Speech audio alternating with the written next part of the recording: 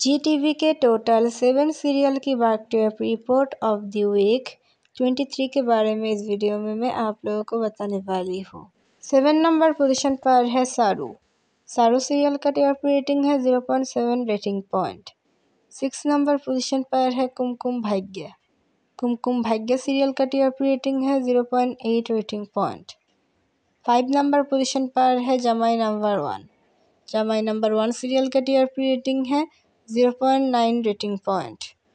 4 number position पर है जागृति।